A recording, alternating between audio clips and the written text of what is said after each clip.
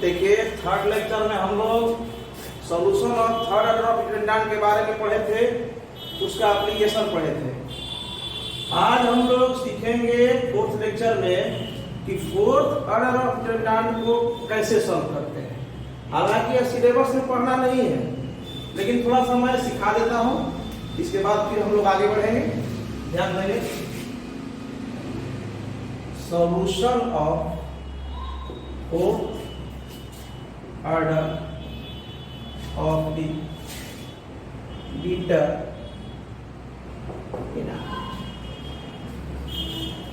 Fourth order of determinant को कैसे solve करते हैं। Let determinant of a equal to a1 b1 c1 d1 a2 b2 c2 d2 a3 b3 c3 d3 A4, B4, C4, D4, ये fourth order का determinant है भाई। इसको कैसे सॉल्व करेंगे? देखिए तरीका वही है। आप लोगों को मैं बताया था साइन ऑफ एलिमेंट के बारे में, आप लोगों को मालूम होगा इसका साइन क्या होता है।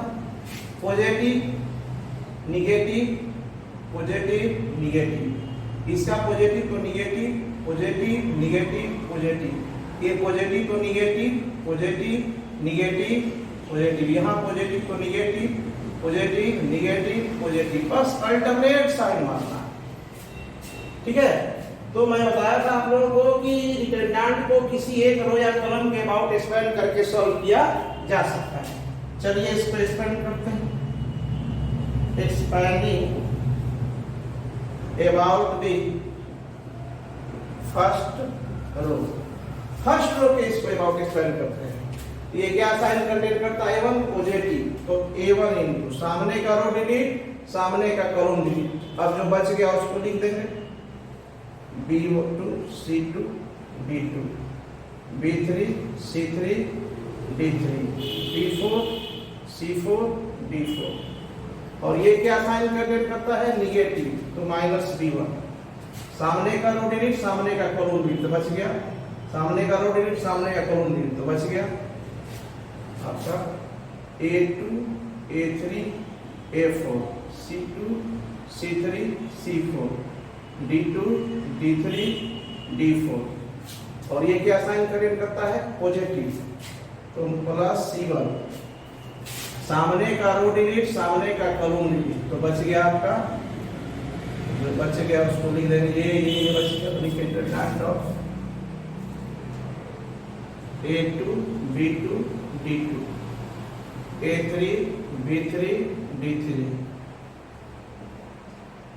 A4 B4 D4। और इसका साइन क्या होता है? निगेटिव, तो माइनस D4 इंटू सामने का रो डिलीट, सामने का कॉलम डिलीट, तो बच गया आपका ये A2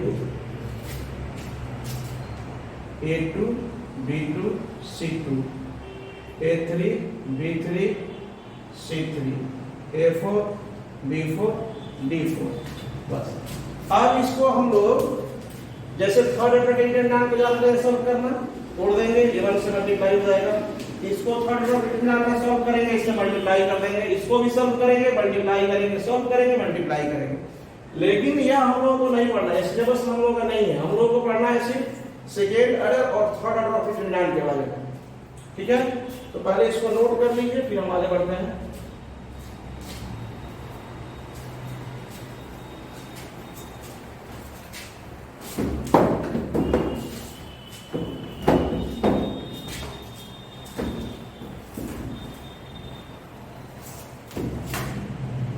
देखिए मैंने आप लोगों को बताया कि सेकेंड ऑर्डर के डिटरमिनेंट को कैसे सॉल्व करते हैं, थर्ड ऑर्डर के डिटरमिनेंट को कैसे सॉल्व करते हैं, फोर्थ ऑर्डर के डिटरमिनेंट को कैसे सॉल्व करते हैं किसी रो या कॉलम के अबाउट एक्सपेंड करके। उसको बोलते हैं जनरल सॉल्यूशन ऑफ डिटरमिनेंट। मतलब बेसिकली किसी डिटरमिनेंट को कैसे सॉल्व करते हैं, तो किसी भी डिटरमिनेंट को किसी एक रो या कॉलम के अबाउट एक्सपेंड करके सॉल्व करते हैं। लेकिन डिटरमिनेंट का कुछ प्रॉपर्टी होता है, उस प्रॉपर्टी को अगर यूज करें तो सवाल जल्दी बनेगा, आसानी से बनेगा। और सवाल यही दिया जाता है, जो भी उसमें ये कहा जाता है कि प्रॉपर्टी का यूज करते हुए इसको सॉल्व करना है। तो ध्यान देंगे, अब मैं बताने जा रहा हूं property of a determinant.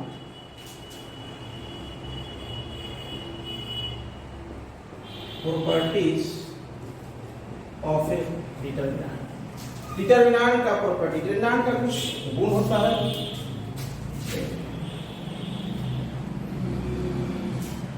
All the rows and columns of a determinant can be interchanged, then the value of determinant remains unchanged। देखिए ये क्या कह रहा है, कह रहा है कि all the rows and columns of determinant can be interchanged, then the value of determinant remains unchanged। मतलब रो और कॉलम को आपस में हम लोग इंटरचेंज कर सकते हैं। ऐसा करने से डिटरमिनेंट के मान में कोई फर्क नहीं पड़ता है। जैसे देखेंगे कि let determinant of A equal to हमने मान लिया 1 2 2 1 3 4, ये सेकेंड रो का डिटरमिनेंट, ये फर्स्ट रो, सेकेंड रो, ये फर्स्ट कॉलम आपका वर्टिकल लाइन, ये सेकेंड कॉलम। ठीक है, अगर हम डिटरमिनेंट ऑफ ए निकालेंगे तो क्या आएगा, determinant of A equal to ये 2 1 3 4, इसको सॉल्व करेंगे तो आएगा 2 into 4 minus 3 into 1 8 minus 3 equal to 5। Determinant A का वैल्यू है 5। चलिए अब हम क्या करते हैं कि डिटरमिनेंट ए के जो है ये डिटरमिनेंट ए है, इस 2 1 3 4। अब हम एक काम करते हैं कि रो को कॉलम में बदल देते हैं, रो इज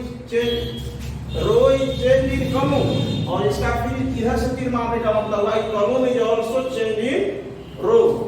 रो को कॉलम में कर दिया, कॉलम को रो में कर दिया। जो भी हम लोग इंटरचेंज करते हैं कॉरेस्पॉन्डिंग करते हैं, फर्स्ट रो फर्स्ट कॉलम में जाएगा, सेकेंड रो सेकेंड कॉलम में जाएगा। उसी तरह से ये भी कर सकते हैं कि फर्स्ट कॉलम फर्स्ट रो में, सेकेंड कॉलम सेकेंड रो में करेस्पॉन्डिंग इंटरचेंज करते हैं। तो डिटरमिनेंट ये मान लीजिए अगर ये डिटरमिनेंट ए है, अगर मान लीजिए इसको हम ए डैश से बोले तो लेटर से डी अगर मान लीजिए 2 1 है तो जाएगा ये 2 1 यहाँ, ये 3 4 तो जाएगा ये सेकेंड कॉलम में 3 4। देखिए फर्स्ट रो फर्स्ट कॉलम में आ गया, सेकेंड रो सेकेंड कॉलम में, रो और कॉलम को इंटरचेंज कर दिया। तो अगर हम इसका डिटरमिनेंट देखें 2 into 4 minus 1 into 3 तो 8 minus 3 equal to 5। देखिए 5 भी आया कि नहीं आया। तो ये प्रॉपर्टी यही कहता है कि रो और कॉलम को हम लोग आपस में इंटरचेंज कर सकते हैं। ऐसा करने से डिटरमिनेंट के मान में कोई फर्क नहीं पड़ता है।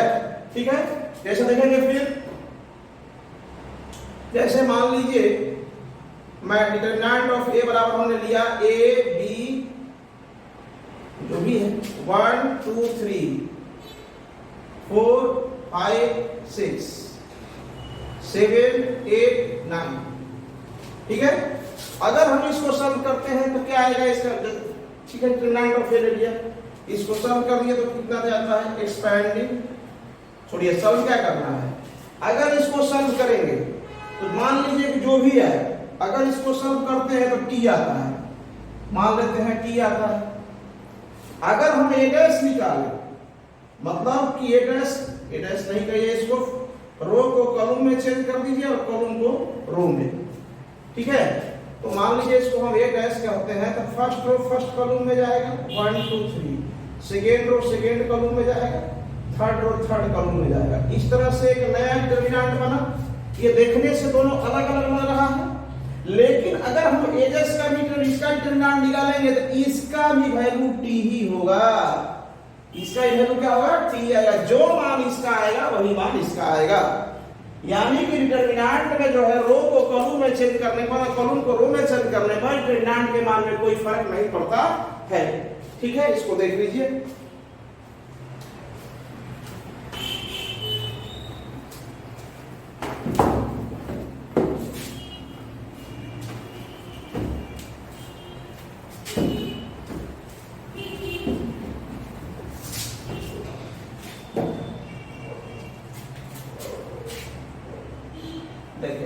प्रॉपर्टी,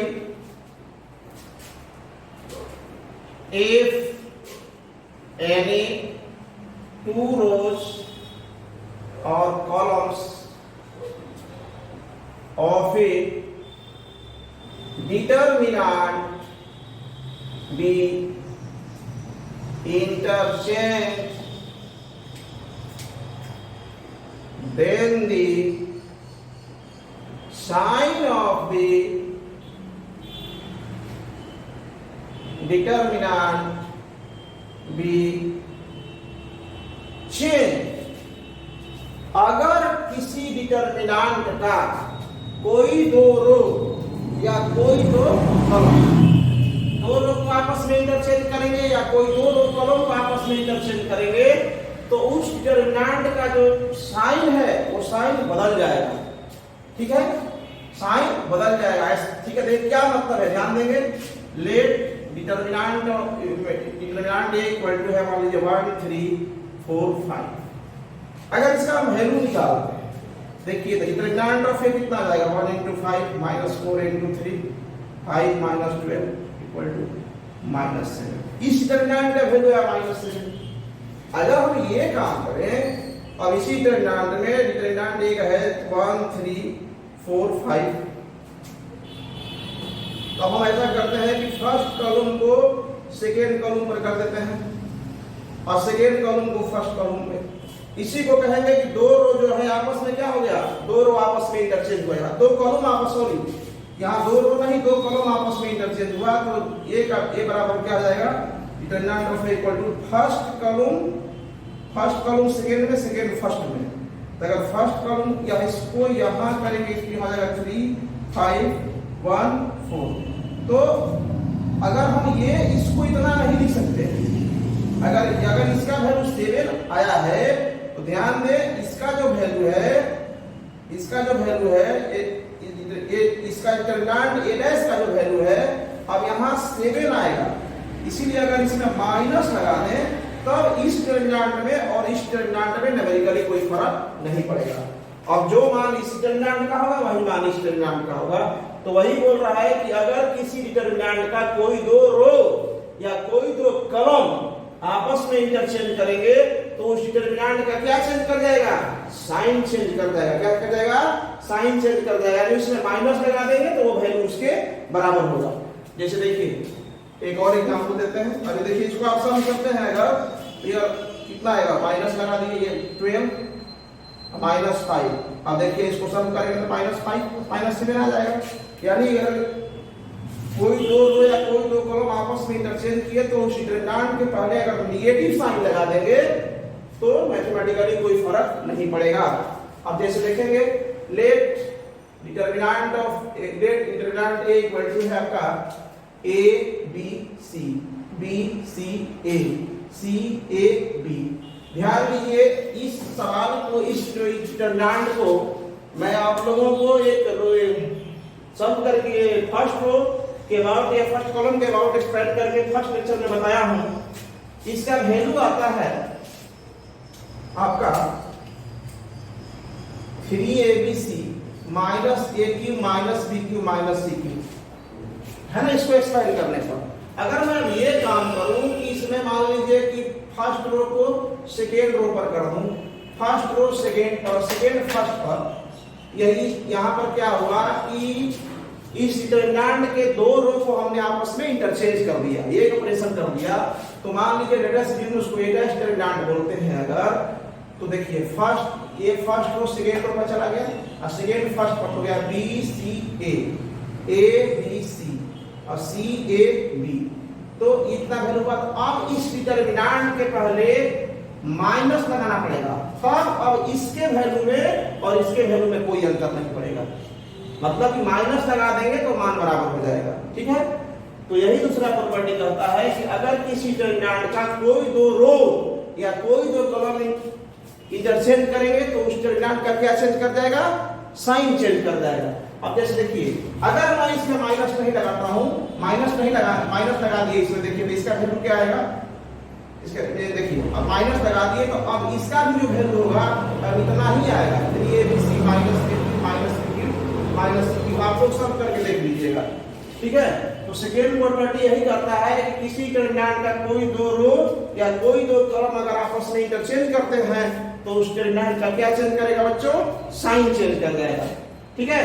अब जैसे देखिए let determinant of b equal to 3 1 6 4 1 2 3 1 5। अगर मान लीजिए इसको हम सॉल्व करते हैं तो डेटा से में इसका वैल्यू t आता है, t आता है। अब इस डिटरमिनेंट का जो है का किए कि सेकेंड कॉलम को थर्ड कॉलम पर कर दिए और थर्ड को सेकेंड पर कर दिए। अगर ये ऑपरेशन करते हैं, अगर ऐसा क्वेश्चन का जरूरत पड़ा ये सब सवाल समझ में आएगा। तो देखिए मान लीजिए अगर इसका नाम देते हैं b डैश, देखिए तो अब ये सेकेंड कॉलम जो है थर्ड कॉलम पर चल जाएगा, यहाँ हो जाएगा 1 1 1 और सेकेंड थर्ड सेकेंड पर 6 2 5 3 4 3 से फर्स्ट में कोई चेंज नहीं होगा। तो आप देखेंगे कि इसके वैल्यू को अगर t माने हैं तो इसको सम करने पर माइनस t आएगा। तो इसमें क्या लग गया, माइनस लग गया, तो माइनस माइनस क्या आ गया, प्लस आ गया, तो t ही वैल्यू हो गया, ठीक है। यानी कहने का मतलब कि दो रो या दो कॉलम को आपस में इंटरचेंज करते हैं तो जो वैल्यू जो वैल्यू देगा उसका वो अपोजिट वैल्यू देता है नेगेटिव साइन के साथ। तो फिर अगर उसमें माइनस लगा देंगे तो उसको क्या कर जाएगा, वो बराबरी कर जाएगा, उसके मान में कोई फर्क नहीं पड़ेगा। इसको नोट कर लीजिए पर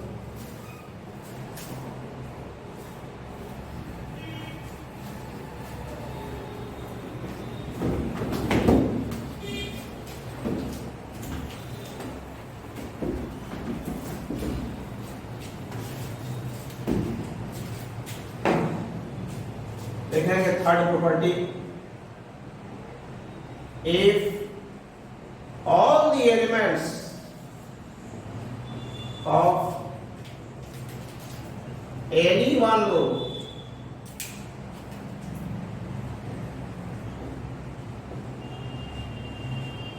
और column of a determinant b 0,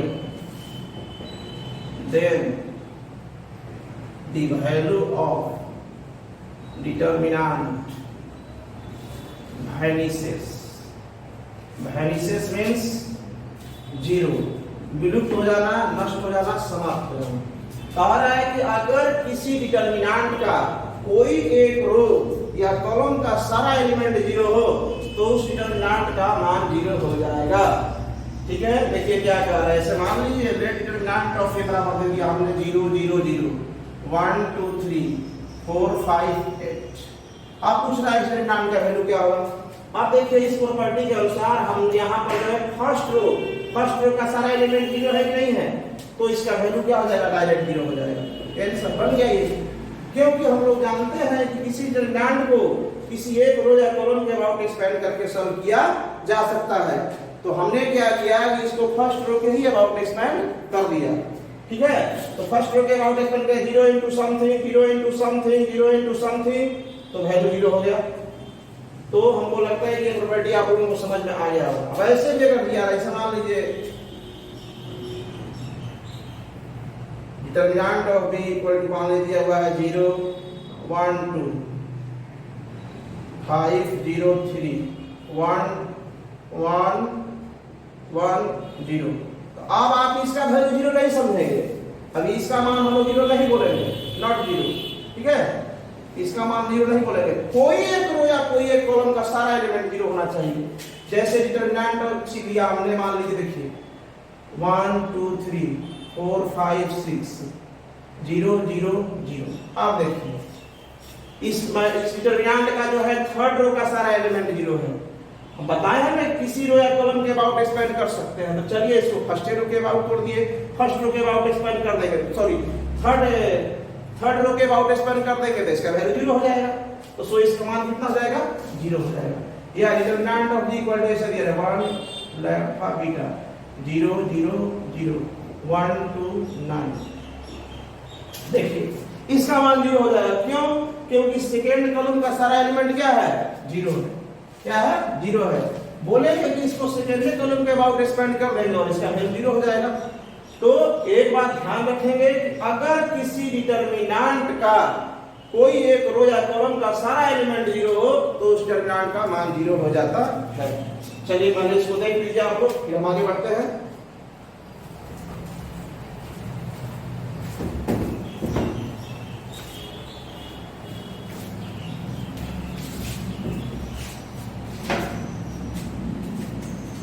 property 4, चौथा property, any two rows or columns of a determinant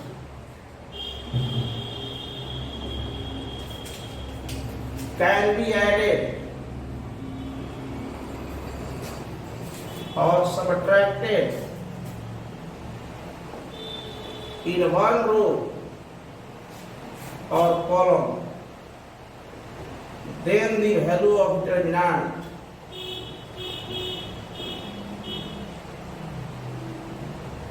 remains unchanged। देखिए क्या मतलब, देखिए any two rows or columns of determinant can be added or subtracted in one row or column, then the value of determinant remains unchanged। कोई दो रो या कोई दो column को आपस में जोड़ सकते हैं, ठीक है, घटा भी सकते हैं, ये वर्ड हमने मेंशन नहीं किया है, घटा भी सकते हैं, ठीक ना। हाँ, करेस्पॉन्डिंग एलिमेंट को जोड़ते हैं, करेस्पॉन्डिंग एलिमेंट को घटाते हैं, ठीक है। क्या मतलब है इसका, let determinant of A equal to, ध्यान देंगे, a1 b1 c1 a2 b2 c2 a3 b3 c3, यह डिटरमिनेंट ऑफ ए। जैसे देखिए, अगर मान लीजिए ऐसा हम करते हैं ऑपरेटिंग R1 प्लस R2 और दोनों को जोड़ करके R1 में लिख दीजिए चाहे R2 में लिख दीजिए, तो बोलते हैं R1 tends to R1 plus R2, यानी फर्स्ट रो और सेकेंड रो को जोड़ करके कहाँ लिखना है, फर्स्ट रो में, चाहे तो सेकेंड रो में भी लिख सकते हैं, ठीक है। उसी तरह से दो कॉलम को जोड़ सकते हैं। अगर ये हम ऑपरेशन करते हैं तो देखिए क्या इसका वैल्यू हो जाएगा, determinant of A equal to हो जाएगा आपका, फर्स्ट रो ये है और सेकेंड रो ये है, ठीक है ना। कर देखिए, this is R1 R2 R3, first row और सेकेंड रो को जोड़ेंगे, R1 प्लस A1 जोड़ A2, A1 plus A2, B1 plus B2, C1 plus C2, ये हो जाएगा A2 B2 C2 A3 B3 C3। अगर समझिए बात को, अगर इसको हम सॉल्व करते हैं और अगर मान लीजिए इसका वैल्यू t आता है तो इस डिटरमिनेंट का वैल्यू t ही होगा, है ना। इसमें और इसमें मैथमेटिकली कोई फर्क नहीं पड़ेगा। हमने फर्स्ट रो और सेकेंड रो को जोड़ के फर्स्ट रो में लिखा, फर्स्ट रो और सेकेंड रो को जोड़ करके सेकेंड कॉलम में लिखते तो भी, सेकेंड रो में लिखते तो भी यही होता। तो ये सब सवाल से समझ में आएगा कि कब किसको जोड़ना है, कब किसको घटाना है, ठीक है। तो कोई दो रो या कोई दो कॉलम को जोड़ेंगे तो ऐसा करने से डिटरमिनेंट के मान में कोई फर्क नहीं पड़ेगा, ठीक है। तो इस तरह से अगला प्रॉपर्टी है, ये रो के साथ भी ट्रू है और ये कॉलम के साथ भी ट्रू है, ठीक है। थोड़ा सा मैं इसको अलग करके लिख देता हूं, any two columns to any two rows और कॉलम्स ऑफ ए डिटरमिनेंट, अच्छा सॉरी, ये तो बता ही चुके हैं, जोड़ सकते हैं और घटा सकते हैं, जोड़ने और घटाने वाली बात दोनों इसी में समझा दी है, ठीक है। अगर हम इसमें ये भी करें, determinant of A equal to आपका है a1 b1 c1 a2 b2 c2 a3 b3 c3। देखिए हम ध्यान नहीं दिए थे, इसमें ऐड वाले भी बात बता चुके हैं और सबट्रैक्ट वाले भी बात आप लोगों को समझा दिए हैं। अगर हम ये काम करें, अगर ऑपरेटिंग मतलब क्रिया करने पर C2 माइनस C3 और लिख दे C2 tends to, second column में से घटा के थर्ड कॉलम को लिखे C2, this is called C2 and this is called C3। A में कोई, C1 में कोई चेंजिंग नहीं होगा, तो क्या आपका A1 A2 A3, इसमें से घटेगा तो लिखा है किसमें, C2 में, तो B1 minus C1 B2 minus C2 B3 minus C3, यह आपका हो गया C1 C2 C3। अब हमें मैंने बोला कि इसका वैल्यू अगर टी आता हो तो ध्यान रहे इसको भी सॉल्व करेंगे तो टी ही आएगा, कोई फर्क नहीं पड़ेगा। तो डिटर्मिनेंट में, ठीक है, कोई दो रो या कोई दो कॉलम को आपस में जोड़ने से, घटाने से कोई फर्क नहीं पड़ता। ध्यान रहे, जोड़ेंगे और घटाएंगे करेस्पॉन्डिंग एलिमेंट को, यानी B1 को C1 से जोड़ेंगे, चाहे इस सेकेंड रो को, सेकेंड कॉलम को थर्ड कॉलम से घटाना है तो ये इससे घटेगा, ये इससे, ये। अब ये नहीं कि इसको इससे लाएंगे घटाने, तो करेस्पॉन्डिंग एलिमेंट को जोड़ते हैं चाहे करेस्पॉन्डिंग एलिमेंट को घटाते हैं। ठीक है, इसको देख लीजिए।